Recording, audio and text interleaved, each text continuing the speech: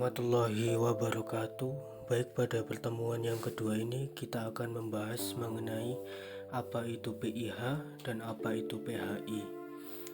Seringkali kita ketahui bahwa pada mahasiswa jurusan hukum atau yang ingin belajar mengenai hukum, pasti pertama kali yang diajari itu adalah PIH atau yang biasa kita kenal dengan pengantar ilmu hukum.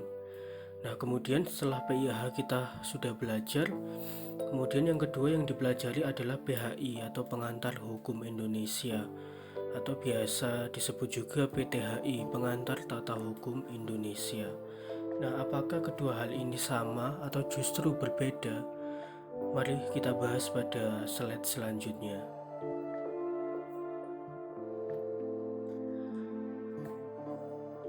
Materi ini dibuat oleh saya, yaitu Abdul Rosid, selaku mahasiswa jurusan Hukum Islam di Universitas Muhammadiyah Malang.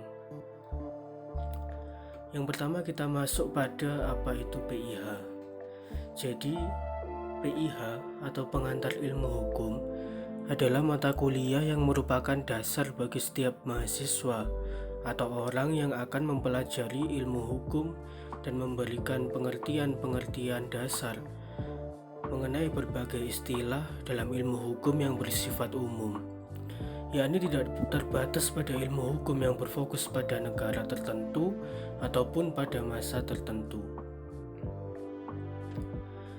Posisi pengantar ilmu hukum. Yang pertama, posisi pengantar ilmu hukum adalah sebagai dasar atau basic lervaken dari semua mata kuliah ilmu hukum.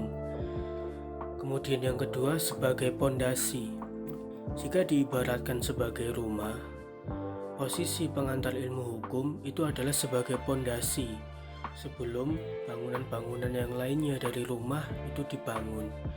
Kemudian apabila kita ibaratkan sebagai pohon, posisi pengantar ilmu hukum itu adalah sebagai akar, di mana fungsi akar itu sendiri untuk memperkuat dasar-dasar dari pohon itu sendiri, sehingga kalau akarnya tidak kuat, jadi ilmu-ilmu selanjutnya yang akan didapatkan dari hukum itu sendiri menjadikan tidak kuat karena tidak memiliki akar yang kuat, yaitu pengantar ilmu hukum itu sendiri.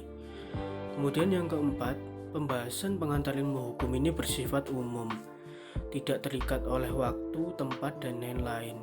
Artinya kita membahas hukum itu secara umum, meliputi kaidah-kaidahnya, meliputi teori-teori apa itu hukum, bagaimana asas-asas hukum itu dibentuk dan harus dipatuhi, dan sebagainya. Kemudian yang kelima, pengantar ilmu hukum ini merupakan syarat bagi kita yang mendalami tentang hukum sebelum kita belajar mengenai ilmu hukum yang lebih khusus lagi. Kita ketahui bahwa banyak sekali cabang ilmu hukum itu yang bersifat khusus, seperti halnya hukum pidana, hukum perdata, kemudian ada hukum agraria, kemudian ada hukum dagang, hukum perusahaan, dan sebagainya. Nah, itu merupakan ilmu-ilmu yang bersifat khusus. Nah, ilmu-ilmu khusus tersebut tidak bisa dipelajari kalaupun kita tidak paham mengenai pengantar ilmu hukum ini. Jadi pengantar ilmu hukum itu memiliki posisi yang sangat penting ya dalam rangka pembahasan mengenai ilmu hukum itu sendiri, yaitu sebagai basic lervaken atau basic dasar dari mana kita untuk belajar ilmu hukum itu sendiri. Nah, kemudian apa itu PHI? Setelah kita mengetahui tentang PIH atau pengantar ilmu hukum, kita juga harus tahu apa itu pengantar hukum Indonesia. Nah, pengantar hukum Indonesia berarti memberi gambaran umum. Yang namanya pengantar berarti memberikan pengantar atau gambaran umum, tapi tidak mendalam mengenai hukum yang ada di Indonesia.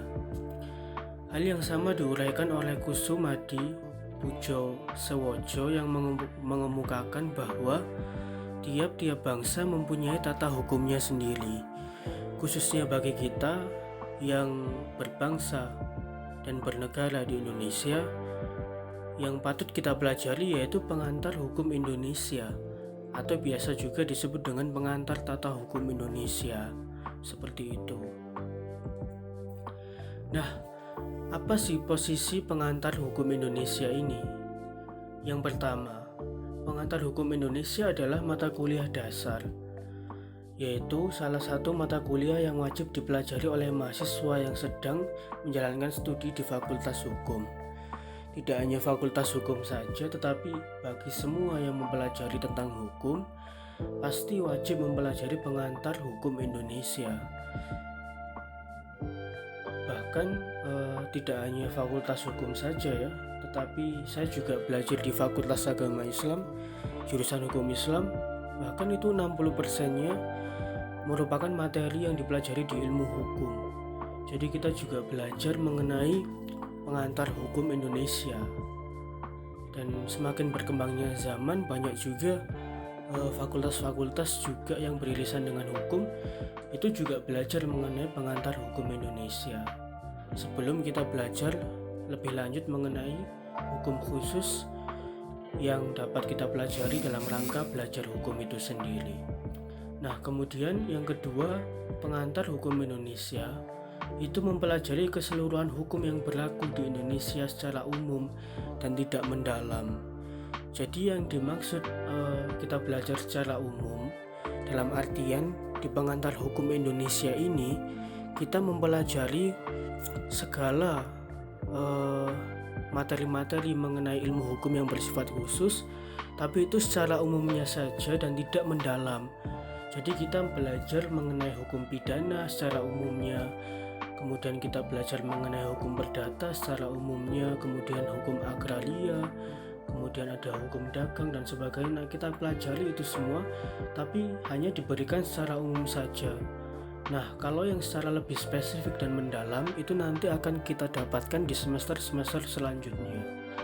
Nah, kemudian posisi pengantar hukum Indonesia yang ketiga yaitu menitik beratkan pada hukum yang berlaku di Indonesia sehingga dapat memberikan gambaran umum mengenai hukum atau bidang hukum yang berlaku di Indonesia. Seperti penjelasan saya di awal, bahwa pengantar hukum Indonesia itu menjelaskan secara umum mengenai hukum yang berlaku atau hukum yang diberlakukan di Indonesia, atau bahasa hukumnya itu disebut dengan hukum positif. Jadi apabila kita mungkin berada di negara lain, ya tentu yang dipelajari merupakan pengantar hukum di negara itu. Nah, kalau kita berada di Indonesia, berarti kita belajar pengantar hukum Indonesia atau pengantar tata hukum Indonesia itu sendiri. Nah, sementara yang dapat saya sampaikan cukup sekian. Mungkin apabila ada pertanyaan, silakan disampaikan di kolom komentar, dan apabila saya ada kesalahan, silakan tuliskan di kolom komentar. Kita berdiskusi bersama di kolom komentar. Terima kasih. Akhir kata, wassalamualaikum warahmatullahi wabarakatuh.